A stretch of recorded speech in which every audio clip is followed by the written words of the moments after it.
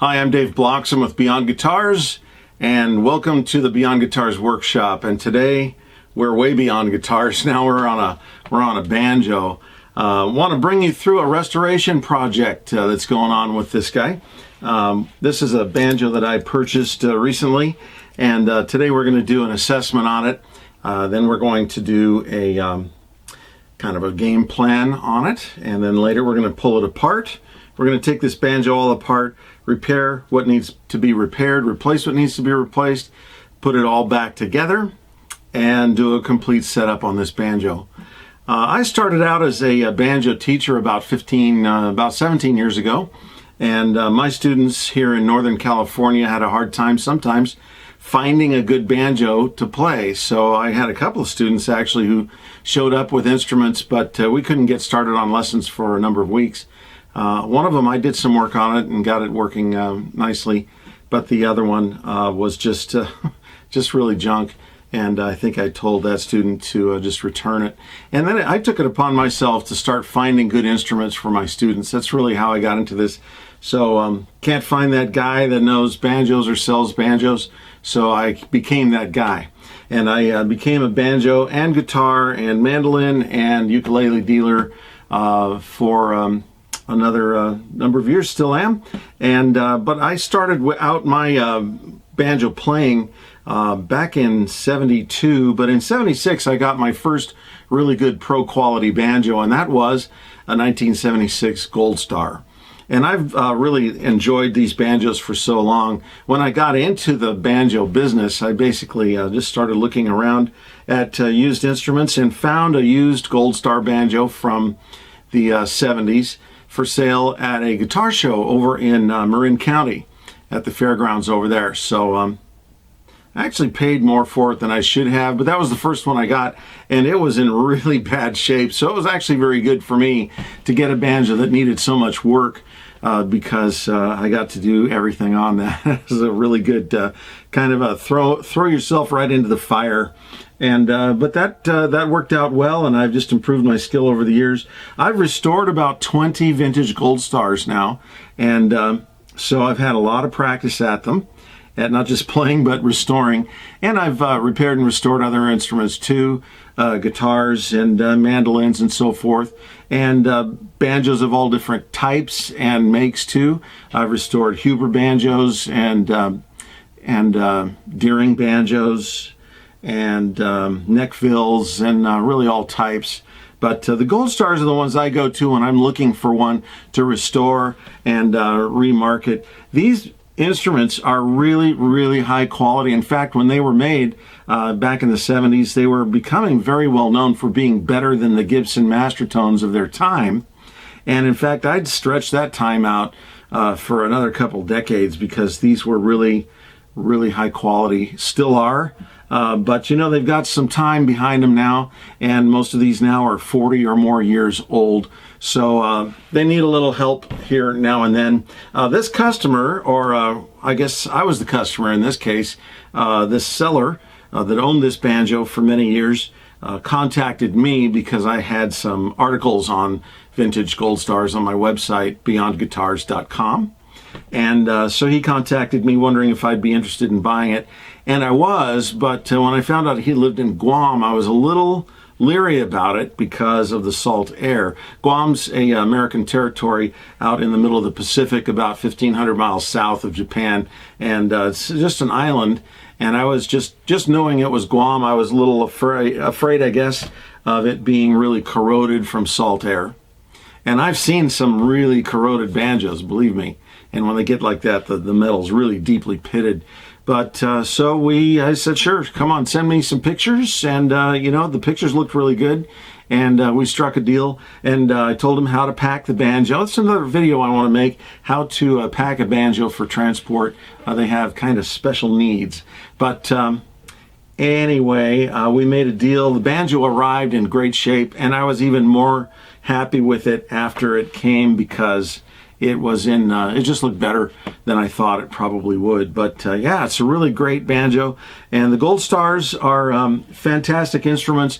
And so being a great sounding, great playing instrument, I restore these to be that again. You know, playability is the #1 priority with these. These are not wall decorations. These are made to make music, and they're great at it. So, you know, it's just a really good subject for restoration.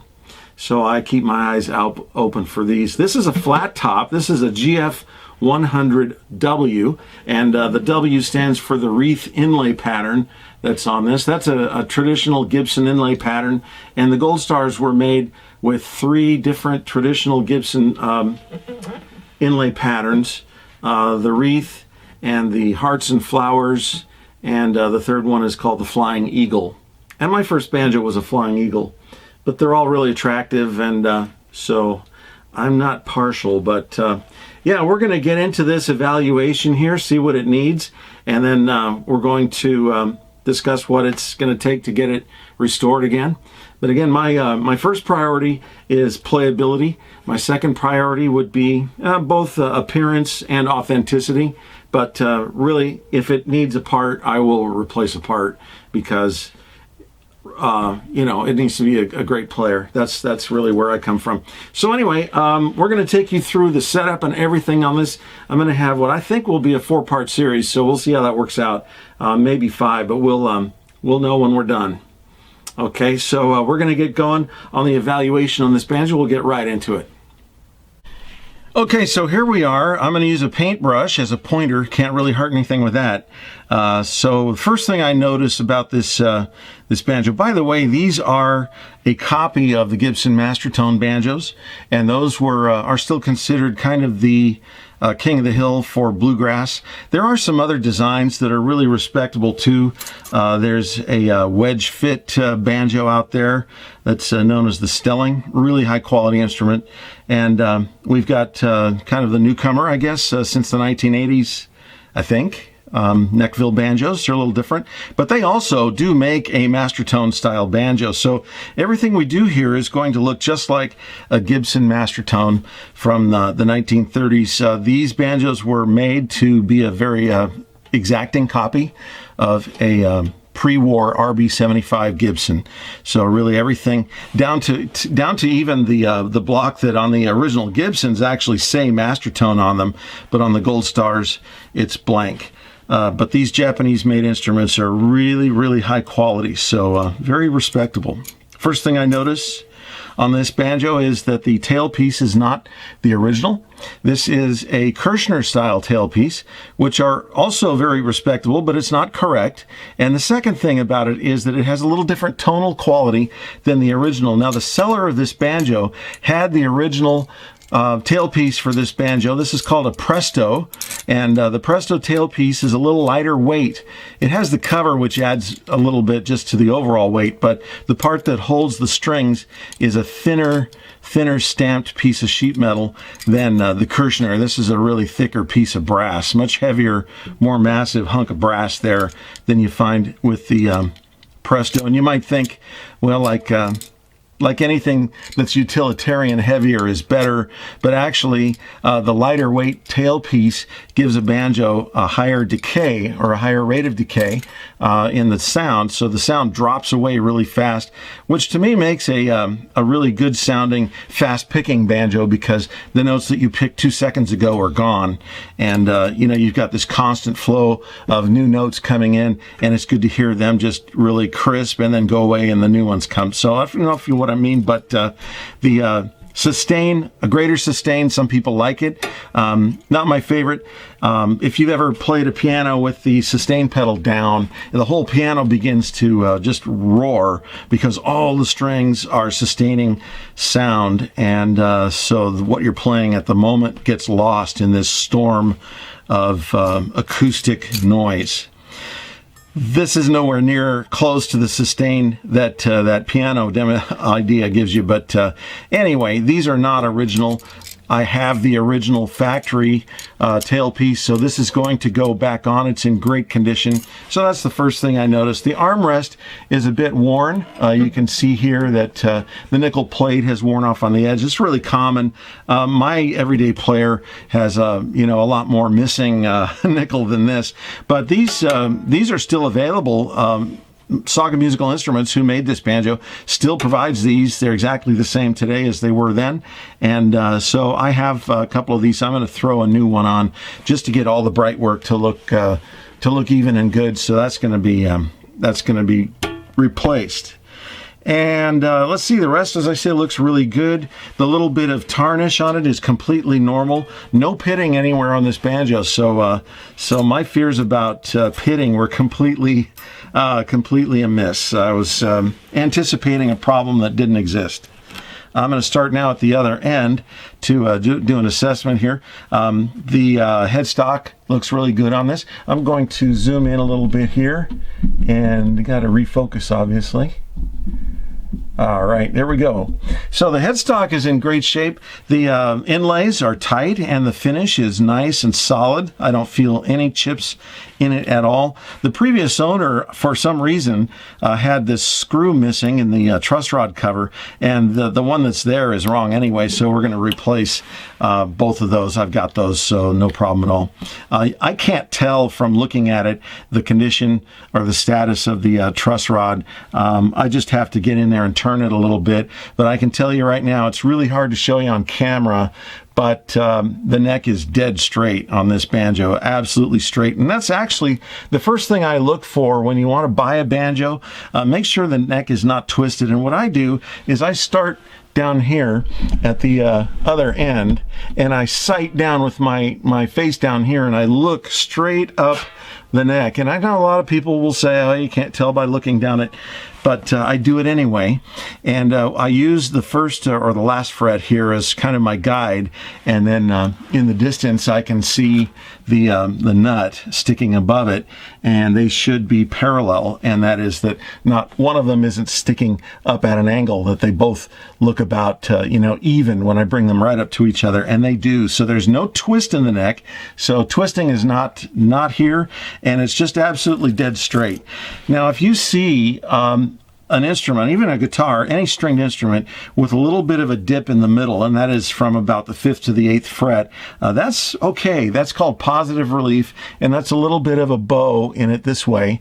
And if you have a low spot in the middle, that can usually be dealt with fine.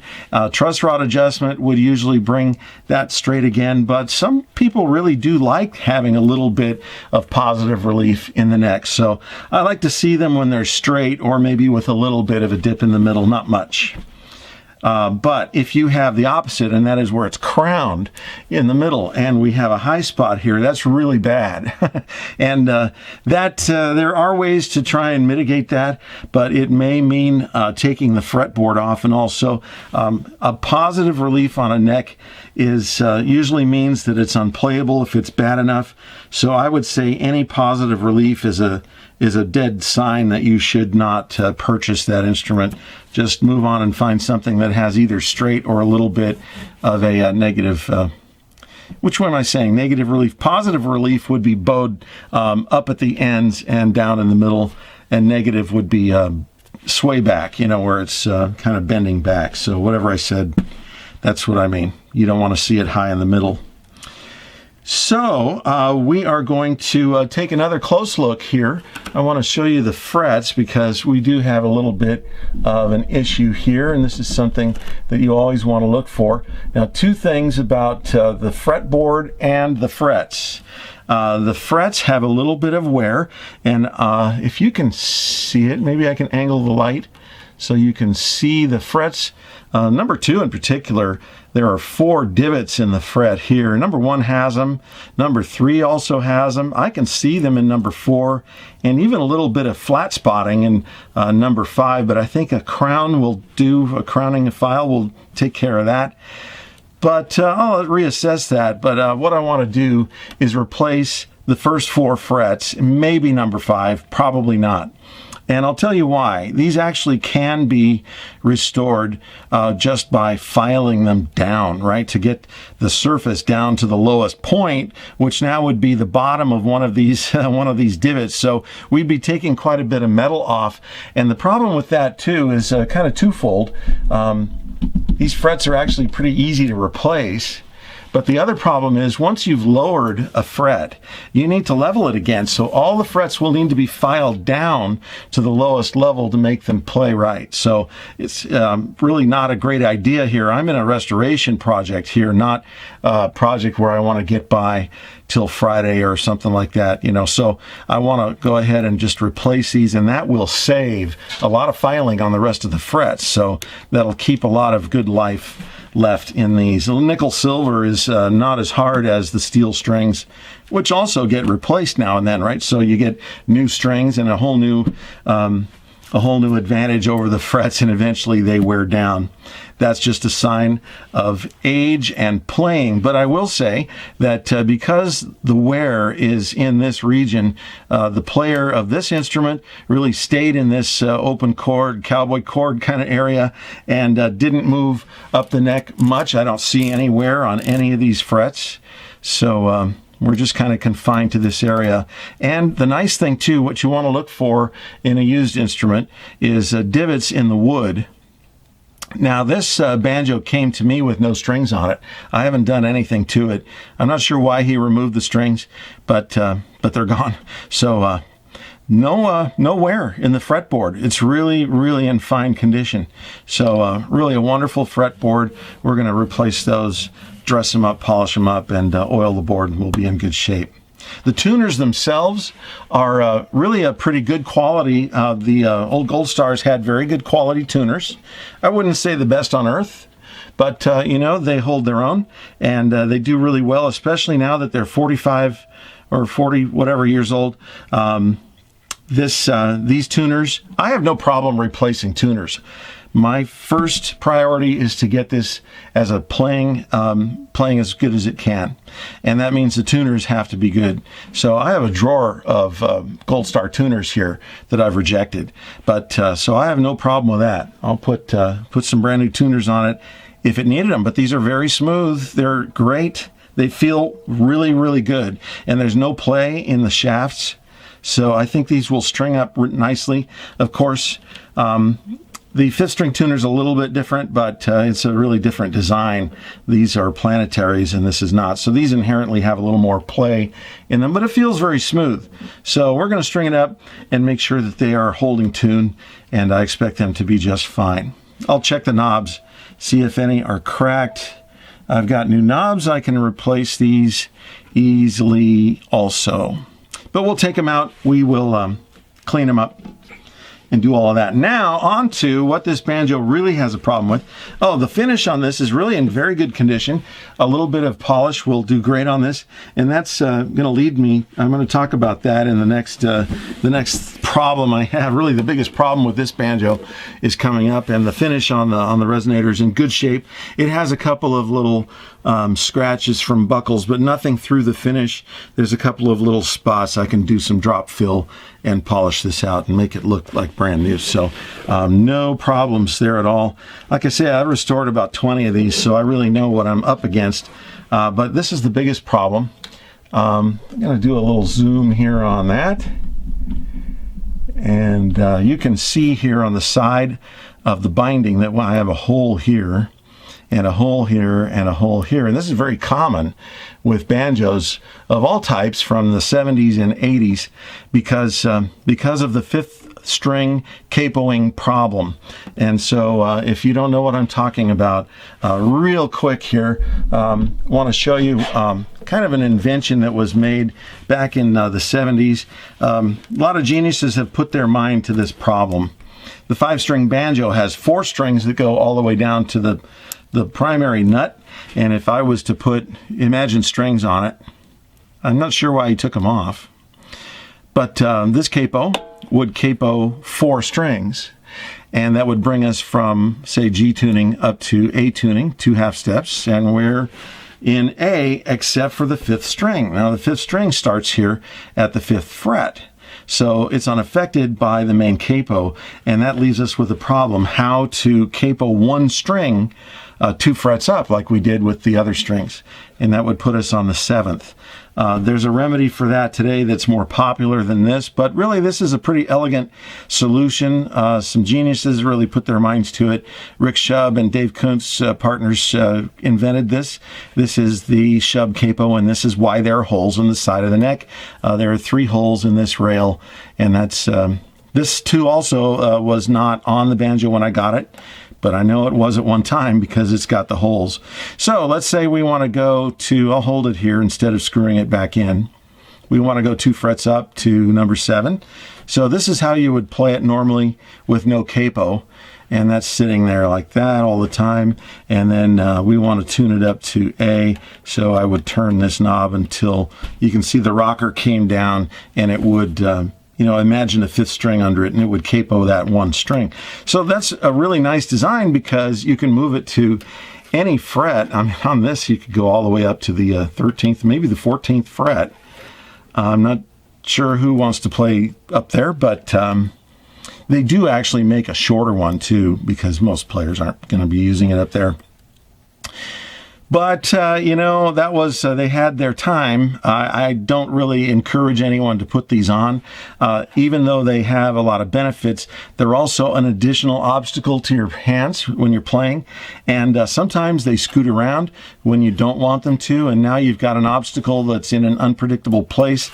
And if they do move up here inadvertently, they can buzz on the string. So, also the other problem is when I'm playing now, I may wrap my whole, get my left hand in here, can't really do it, but I'll wrap my right hand or my thumb over the back of the neck like that, and it just adds bulk to it, and it's kind of a, not razor sharp, but it's kind of an uncomfortable edge. So thumbs down on those today. And we will be restoring the binding and putting in the railroad spikes. If you've never heard of that, we'll get to that. I'll explain what I mean by railroad spikes. They are actually railroad spikes. So we will get to that when we're doing it. So I'll do this with you. I'll show you how I put spikes in and everything. Now I've got 2 ideas for repairing these problems here. And this is kind of a dilemma. I'm not sure how this is going to work out. I can repair the plastic binding just fine, and I can repair the wood, but we've got a hole here and here. This one's really quite botched, actually. It's kind of a double hole, and it's carved into the wood as well as the binding. So let's get this where you can see it as well as possible. And so we've got wood and plastic in the same repair, and that's kind of a difficult situation. I'm not sure how that's going to work out. I'll give it a try. I will say, though, that about 80% of these banjos I've had to restore, I have had to take the binding off. But taking the binding off is plan B. But with the finish like this, I really think it's a kind of a crying shame to do that. The poly finish is really hard to repair, and if I have any breakout along the edge, I'm afraid it won't come out smooth, and it may mean that I have to refinish the whole neck. So to avoid that, I will try, and we'll see how it goes, to repair the binding and the wood along the side of the neck there. But that's the worst problem we've got. The rest of it looks really good. We aren't into the inside yet, but if you've ever had fear and trepidation about taking the resonator off of your banjo, I'm about to allay all that fear here, because there's really nothing to it. And this is an example of the fine quality of the Gold Star banjos. It's sometimes the little things that you notice that make it really good, or that you can see that they paid attention to. There are 4 bolts that hold the resonator on. You don't want to tighten these up. You want these to be just finger tight, and that's it. And some other banjos I've sold, because I've been a dealer for a long time now, some other banjos, these screws are very hard to get out. And because of that, you'll see on some makes, they've got a Phillips head in the resonator bolt, and these don't. But when I see a Phillips head in it, I worry about somebody coming along with a screwdriver and thinking they need to be really tight, when really I've only used the screwdriver to get them out, because the hardware does not have this fine quality. This is the beauty. I mean, these are just so easy to turn. They used quality hardware, Materials, the wood choices were good. They play and sound great. So all 4 of these are out. See that? So we've got them all out. Simple as that. All we have to do is lift the pot off of the resonator, and there we are. So that's about it. Sometimes now, just a word of caution, you'll find these lugs to be a little bit loose, and if they spin on you, they may be a little bit tricky to get the bolt started in them again. And sometimes I'll pull them out and glue them back in a little bit so they don't roll around, just to make sure that when I go to put the resonator on, they go in as easily as they came out. So really good hardware, just smooth and nice. Good stuff. One word about pre-war Gibson resonators. And maybe the Gold Stars. I'm not sure what species of wood this is, but I know the pre-war Gibsons had poplar as the base wood for all of their resonators, no matter what it says on the outside. And this one is mahogany, but the only mahogany about it really is the very, very thin, paper-thin veneer, and that's true for the maple and the walnut banjos as well. So when you say, oh, I've got a walnut resonator or whatever, you know, the effect of that little thin piece of veneer is, to me, negligible. I don't think there's going to be any tonal difference if it's made to the Gibson pre-war standard, that is. And I have seen people make resonators that are all maple or all mahogany, and those are really not to the Gibson pre-war standard, which are of course poplar, a really light wood, which is surprising. Yeah, poplar was what they made these out of, and this might be. I can tell it's not the same. That is not mahogany.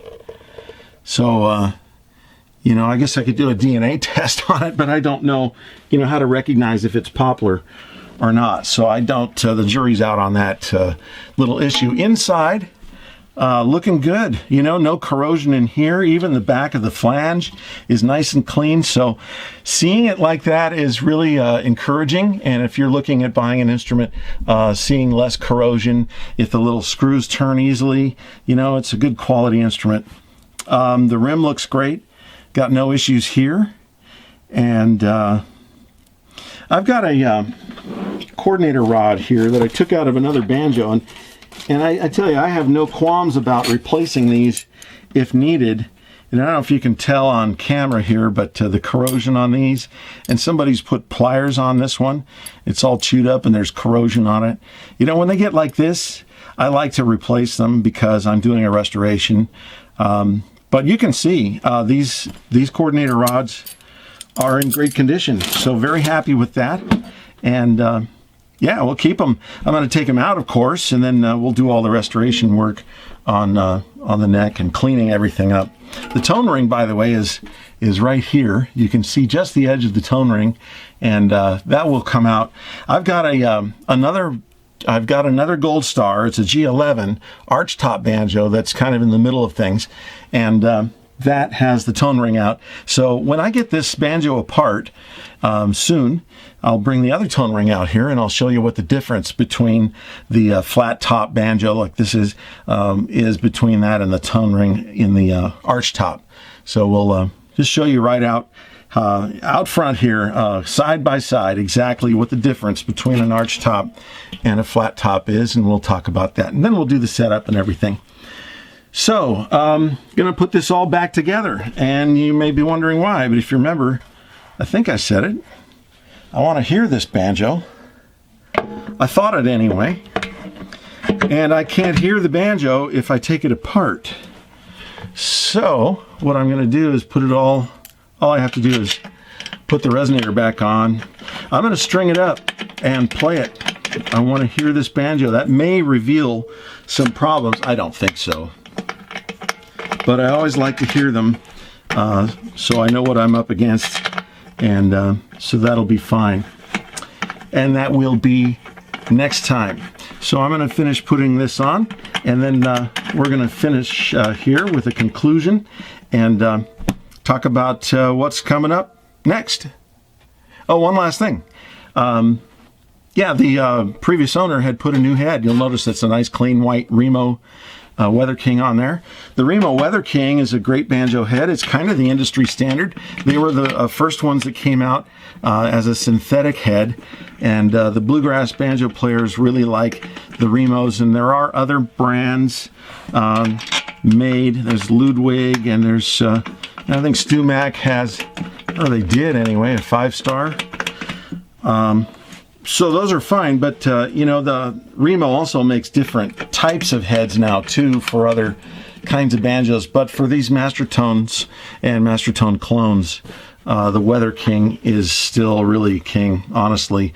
In the old days before this, the reason why it has the Weather King name is that the skin heads were actually animal skins prior to this, back in the 40s.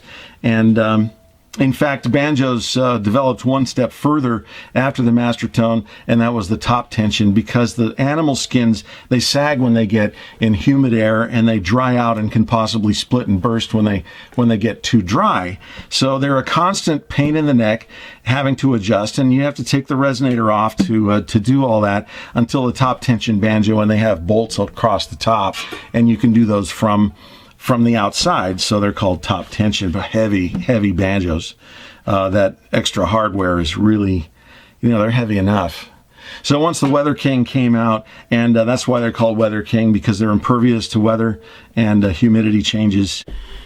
So the assessment has gone pretty well. I don't see any major problems. The worst of it is of course the binding and dealing with the holes and kind of the mess that, and another reason, you know, putting one of these sliding capos on is not, you know, you have to drill holes in your banjo, so who wants to do that? Then you're faced with, if you ever take it off, you're faced with what I'm faced with now. So, hey, maybe you'll sell it by then, but anyway, not putting that back on. So that's the worst problem. Gonna change back to the Presto, the original one that came with the banjo, put a new armrest on it, clean and polish everything. Going to take it all apart. We've got some frets that need to be replaced here, and the screws in the truss rod. The neck is in absolutely great condition. Going to try and save the finish on the neck. If I can get that binding repaired, that would be awfully nice. But the problem is the poly finish is so hard to repair, and I have the full glue boost system, and I'm going to put another video out that kind of shows the limits of glue boost. I have a guitar, Epiphone electric guitar that I purchased that had some cracks in the finish, and I wanted to see what I could do with that with my new glue boost system. And I do like glue boost. It's a great product, but I found its limits. So we'll see what it can do and what it can't do. And so knowing that, I'm not sure that taking this binding off and ruining this finish is going to be have a great outcome. So I may have to refinish it. We will see. The tuners are in good condition, but we'll string it up and give this banjo a listen and see how it sounds. I really think it's going to sound great. It's got all the earmarks of a really great sounding flat top Gold Star, so I think we're in good condition here. So if you've got a banjo that you've wanted to see how it's put together, and you know, hopefully I gave you some tips on what to look for in a banjo you might be looking at to buy. That's the wear and the fretboard, the straightness, and if it has any twist or positive or negative relief. Those are things you want to see. And I always kind of just sight down, you know, like this with my eye and get this first or last fret lined up with the nut and take a good look down and want to see how straight that is. Really hard to show you on the camera, so my apologies. I would do that, but it doesn't work out very well. So I think it is time for you to like and subscribe, because I'm about done here for today. And if you subscribe, be sure to hit the bell. If you've watched as much YouTube as I have, then you know exactly what that means. That is that you will be notified when my next video comes out. I'm planning on putting a video out each week, and we will be going through this banjo until it is completely done. So we'll do that together. And then we've got other projects coming up. We've got an arch top. We've got a traditionally made banjo that is not a master tone, and I want to do a little adjustment on the what do you call it, the action. I want to bring the strings down a little bit on that. I've got my other banjo, which is my personal banjo, is a old Richard Taylor. I'll tell you all about those, and I want to raise the action on that one a little bit. So we'll be doing adjustments, and I've got that electric guitar to do. So a lot coming up. Be sure to check out the website at beyondguitars.com, and be sure to come back to the Beyond Guitars channel to see a lot more of this kind of thing.